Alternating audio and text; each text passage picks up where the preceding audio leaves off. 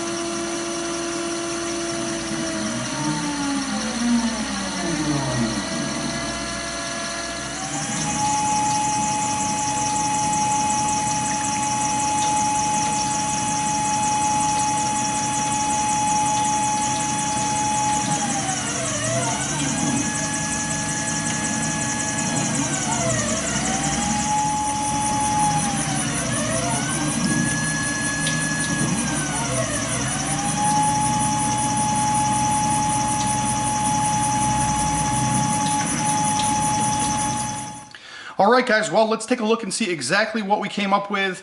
I want to say first and foremost that this was a very difficult project overall. We were working around some mistakes that were already on the firearm. Obviously, we were working around a drill hole in the side of the firearm as well. So, I did my best with what I had. I still wanted to make it where it was a safe firearm and somewhat presentable. I mean, nobody wants to be carrying around a slide with a drill hole in the side of it because that just looks odd. So take that into consideration when we view this, that, you know, it wasn't like we started with something fresh and new and we got to our end result. This was, we were, you know, trying to fix a problem. So let's start with the top. That was the first thing that we did. One of the things that you guys are going to notice, and I'm just going to go ahead and use my screwdriver because it's the closest thing I can grab, is that right here, you can kind of still see right in this zone that there's a cut here. If I flip it over upside down, you can actually see down in here, this must have been where he drilled from the bottom side, or whoever this individual was drilled from the bottom side right here. So we obviously made a new top pocket. It looks much larger than what the other one is, but in all actuality and in all honesty, we ended up going with what would be a wider curve on the corners. So the width and overall length is about the same. We just ended up extending these corners out just a little bit more over here, making it just a little bit more proportional overall. We needed to do that to make sure that we were even on this side and even on this side, so we weren't, you know, kind of sideways or twisted, sort of like kind of how it was before. Now, this was the non-marked side.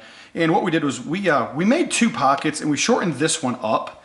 So this one was slightly smaller. Now left to right is the same and the top is the same. So from the top down is the same.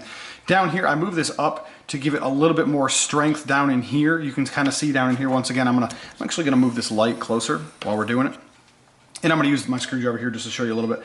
Right over in here we have quite a bit of material left over. This is like what you would consider to be a safe amount of material where the frame goes on.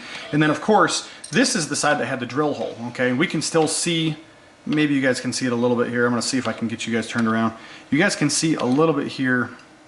If I can get it to focus right in this zone right here. There's still a puncture mark from where the drill press had its go at it. As you can also see, we cut slightly down into this channel, ever so slightly, not very much, but just a little bit. On the bottom of these slides, you're going to notice, if I can get you in here, that there's the slot in here where the frame goes on, and then there's a little step up. You can almost hear it right there. It's kind of weird. It steps up and then it goes to where the actual wall would be. So we didn't actually hit into the slide part, where the frame goes on, the rail goes on right here. We actually just went down into that step right here. So obviously we have a significant less amount of material on what would be the left side versus the right side of this. I can show you guys this side one more time so you can kind of see what's there. And you can kind of see what's there. It's definitely less than you know, than what we have with a factory one, or I should say it's a little bit less than where I would go if I was to cut a factory slide. I would not normally go that far down in there. But a couple of things I want to talk about here real quick is I believe that these use, I'm not going to say a proprietary frame because I think the 29 and the 30 is the same.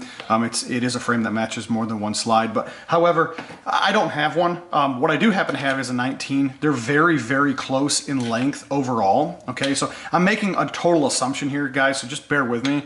But the idea here is that if we put this on, and guys, I am working behind the camera, so just bear with me for a second.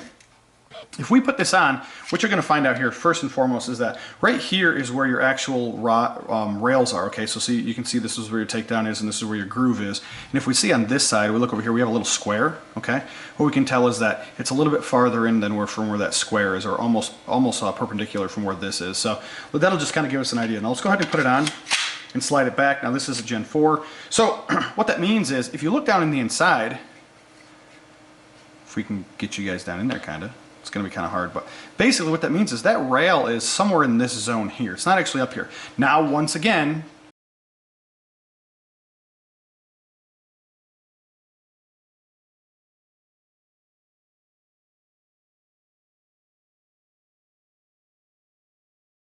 this is totally wrong because look, obviously this would be over where the mag well is, you know, and it's not. So I don't know, I guess at the end of the day is I don't know where those are going to rest in the non-firing position. They very well may be right here. I kind of find that hard to believe as we're this far back on a 19, right? So I'm just thinking that maybe it doesn't go all the way up here. Maybe it's halfway in, maybe it's right on the edge. I just find it hard to believe that it's way up in here. Maybe I'll check one of my 26s and just kind of see where it is. But this happened to be one of the closest frames that I had. Obviously, this is only for comparison, a little bit of a talk about, if you will. There's absolutely no factual content that I can state of where that is because I just don't have a frame. So, guys, feel free to leave a comment on this.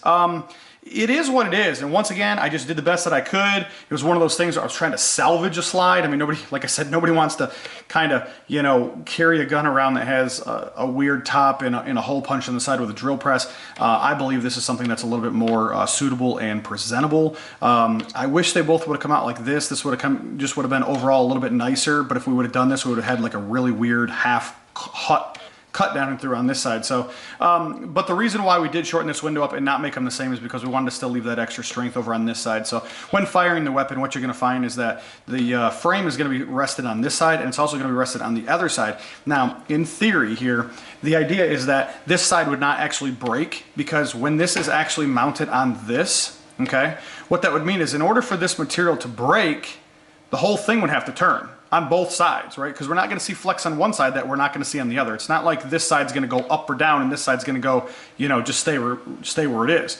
I just don't believe that that's going to happen. Now, that's up to the discretion of the owner and the gun shop as to whether or what they want to do with this. I made that extremely clear at the beginning of my video that I will not take responsibility for the actions of where this goes and whose this is. I'm just not going to.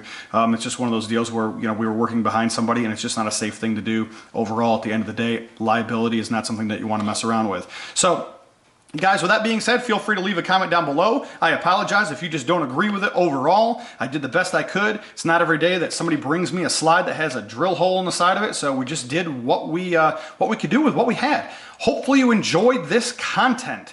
It's a little bit different, a little bit farther off the beaten path than what we normally do. We don't usually do the fix-its, but if you happen to have one, reach out to me. Let me know what you have. Send me some pictures. I'll give you some of my comments back, and I'll let you know what I think, if there's something we can do with it. Maybe there's something we can't do with it. But guys, follow us over there on Instagram. On Instagram, we have a lot of cool things. You probably saw a picture of this over on Instagram talking about that we got a video coming up of the correction of it. So that might have give you a little bit of a sneak peek of exactly what's going on a little bit before it actually goes on. Facebook, we post on there every once in a while. We try to move that content over there. There's some people that just don't do Instagram; they only do Facebook. So we try to merge that content together, so to speak. So as we do it on Instagram, we try to move that content as well over to Facebook, and kind of just keep you updated with what's going on. Very soon, I know you guys have heard it, we just haven't done it, but very soon we will be doing a live video on just kind of the Q&A and the question of what's going on with all of us. We've had so much going on. I've actually skipped a video. There's a lasers video that discusses the kind of where we are. We had some issues where we damaged a machine. We got another machine. We're not talking about CO2 here, guys. We're talking about fiber. So it comes out being one of those deals where there's some information that you guys aren't fully briefed on quite yet, and I'm going to try to get you to that point of to where you guys can kind of just know what's going on and where we are. You know, so if you have any questions about anything, at the bottom of this video, you're going to see a link. That's going to take you right to our webpage. And you can go right to the webpage, right to the contacts tab, and fill that out. So if you've got a question about something, a concern about something, feel free to send us an email right from there, or feel free to just go to mark@, NCEngravers.com and shoot us a message directly from there as well, and we'll try to help you the best we can. Thanks, guys.